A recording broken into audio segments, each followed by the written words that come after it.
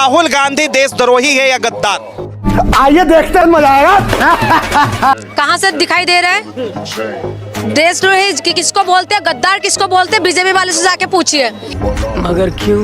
ये डेफिनेशन बताएंगे अच्छे से, क्योंकि इन्हीं को ही पता है कि देशद्रोही कौन है और गद्दार कौन है। राहुल गांधी को ये लोग गद्दार बोल रहे हैं। राहुल गांधी विपक्षी नेता है, नेता विपक्ष है, ठीक है। और उसके बाद इस तरीके के आरोप लगा रहे हैं। देखिए, मैं कोई कांग्रेस का प्रवक्ता नहीं हूँ, लेकिन मैं देश की नागरिक हूँ और मैं देख रही हूँ कि किसको किस तरीके से ये लोग आरोप लगा रहे हैं। इस तरीके से नेता विपक्ष को तुम इस तरीके की इतना बड़ा आरोप लगा रहे हो, गद्दार, देशद्रोही। आप बताइए इसका मतलब क्या है? ये बीजेपी वालों को पता है? इनको तो देशभक्ति का पता नहीं है, तो इनको क्या पता देशद्रोही का? गजब बेइज्जती है।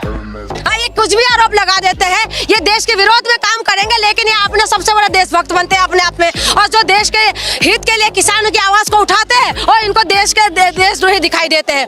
सही बात है। और गद्दार दिखाई देते हैं। गद्दार का मतलब ये होता है जो देश के विरोध में काम करते हैं, जो देश के अगेंस्ट में काम करते हैं, उसको बोलते हैं गद्दार। राहुल गांधी ने ऐसा कौन सा काम कर दिया जिसकी वजह से इनको लगता है कि ये गद्दार है? कहाँ से दिखाई दे रहा है? कौन सी एंगल से आपको लग रहा है? आप मुझे बताइए ना। तो आप खुद बयानबाजी उल्टा पुल्टा देते रहोगे। मोदी जी बाहर जाके कहते हैं कि इस देश में पैदा होना उनके लिए क्या था, अपराध है। तो आप जाके देश के बाहर इस तरीके के बयान देते। राहुल गांधी का ऐसा कौन सा बयान है जो देश के विरोध में है? तुम गद्दार, गद्दार शब्द का अर्थ पता है इन लोगों को? बस इनकी जुबान पे जो आते हैं बस बोल दो। Good question, you are a good question. क्योंकि ये लोग सत्ता में है ना, इनके पास गोला बारूद पुलिस से लेके सब कुछ इनके पास है। तो इनके मुंह पे जो है, क्योंकि इनका जुबान भी, इनका लगाम नहीं लगे हुए, लगाम भी इनका खुला हुआ है। तो जो मर्जी देखा आपने, जो जिस गाय भैंस के अंदर नाक में वो नहीं लगा रहता ना लगाम, तो उनको छोड़ दो, कहीं पे भी भागते हैं। तो इनका यही हालत है।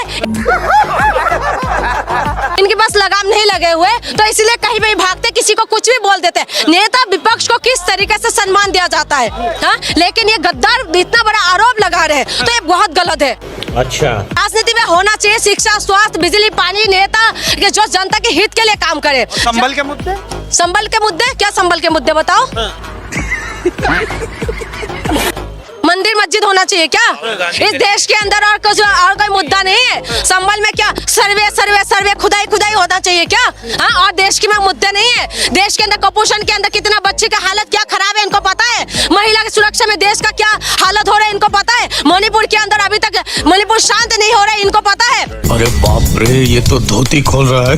ये लोग डबल इंजन का सरकार वहाँ पर चल रहा है, लेकिन इनको ये चीज का आगाज नहीं है, इनको इस चीज का पता नहीं है। इनको ये पता है कि ये ऊट पटंग बयान देना है, सर्वे करवाना है। इनको ये चीज पता है कि मस्जिद के अंदर मंदिर ढूंढते फिरो बस। जो देश की जनता जो है भूखमरी में हमारे देश कितने नंबर पे आ गए, इनको इस चीज का पता नहीं है। डॉलर का रेट कितना बढ़ गया, रुपया कहाँ नीचे गिर गया, इनको इस चीजों का पता नहीं है। कह रहे थे काला धन वापिस लाएंगे, अभी तक काला धन वापिस नहीं आया, इनको ये पता नहीं है। नहीं मैडम, वो जुमला था।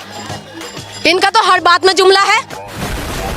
2 करोड़ रोजगार जुमला, चप्पल वाला हवाई चप्पल वाला हवाई यात्रा करेगा, वो भी जुमला। इनकी हर बात में जुमला है। इनकी सच्चाई कहाँ है आप मुझे बताइए। ये जिस तरीके से ऊट पटंग बयानबाजी देते हैं, बेटी बचाओ बेटी पढ़ाओ, अब बेटी बचाओ ना तो बेटी बच पा रहे ना तो बेटी पढ़ पा रहे। महिलाओं के सम्मान में भाजपा मैदान में, वही भाजपा शासित देश प्रदेश के अंदर महिला को नंगा करके घुमा देते हैं। इनका यही 2 मुँह है, इनका जवान रहते हैं। अब वो अलग बयान दे देते हैं कि राहुल गांधी गद्दार है। तो इनको कुछ नहीं पता। जो राष्ट्र हित के लिए काम करेगा, जो राष्ट्र के मुद्दे को उठाएगा, तो इनको गद्दार दिखाई देते हैं। और जो राष्ट्र विरोध में काम करेगा, जो राष्ट्र में दंगा फसाद करने वाले मुद्दे को उठाएगा, वो इनके लिए देशभक्त है। देखिए, अभी भी जो है राहुल गांधी लगातार अडानी के मुद्दे के पीछे घिरे पड़े हैं और साफ तौर पे वो नरेंद्र मोदी को कह रहे हैं कि मोदी अडानी भाई भाई।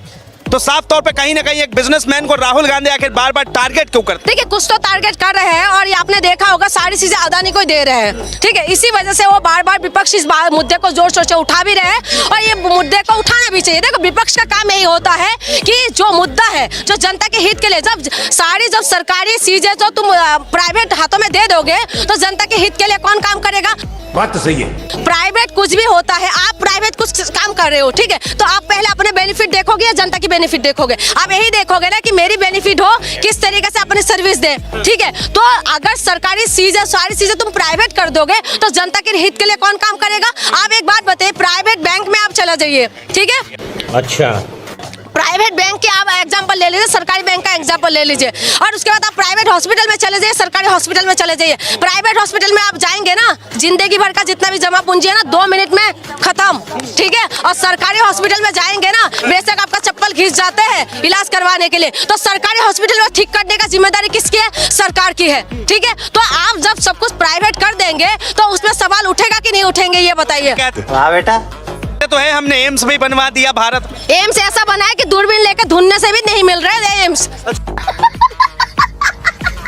दरभंगा में एम्स ढूंढा था आपने? कैमरा माइक लेके गए थे या कैमरा लेके गए थे, ये बताइए। हाँ, दूरबीन लेके ढूंढते रहे, एम्स ही दिखाई नहीं दे रहा। मोदी जी का ऐसा बड़ा है एम्स से।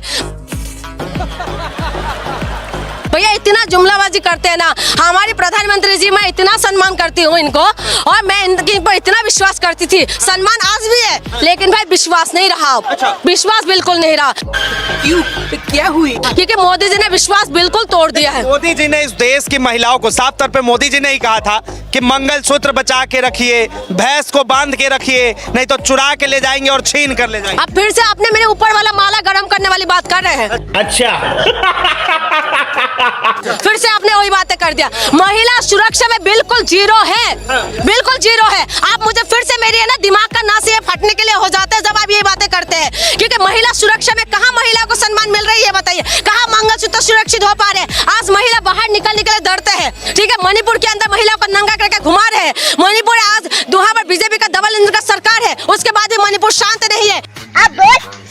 यूपी के अंदर डबल इंजन का सरकार है, यूपी के अंदर किस तरीके के बलात्कार होते हैं। चाहे दिल्ली के अंदर की बात करें, दिल्ली में जो लॉ एंड ऑर्डर है बीजेपी के हाथ में है, पुलिस बीजेपी के हाथ में है। क्या हो रहा है हर जगह पे? आप उत्तराखंड में जाके देख लीजिए, अंकिता भंडारी कौन थे? आप मुझे बताइए ना, ये लोग कौन सी सम्मान दे रहे, कौन सी इन्वेस्टिगेशन अच्छे से करवा रहे? आप जो कह रहे हैं कि महिला के लिए ये लोग काम कर रहे हैं, और मंगलसूत्र की बात करें, हम हिंदुस्तानी महिला है, हम हिंदुस्तानी लेडी है, और आपको हम अच्छे से याद दिला देते हैं कि हिंदुस्तानी महिलाओं के लिए मंगलसूत्र रक्षा करने के लिए ना हमें सरकार की और मोदी जी की जरूरत नहीं है। क्या बात है सर, क्या बात है सर। पद्मावती जो है ना जौहर कर गए थे, ठीक है। तो आप हमें शिक्षा मत दो कि आपका मंगलसूत्र चुरा लेगा, भैंस चुरा लेगा। अभी आपने सुना था एक यूपी के अंदर पुलिस वालों ने क्या करा था? भैंस बेचने के लिए मजबूर कर दिया था रिश्वत लेने के चक्कर में। ये है मोदी जी का बात है, यही कह रहे कि भैंस चुरा, भैंस बेच के इनको दे दो रिश्वत।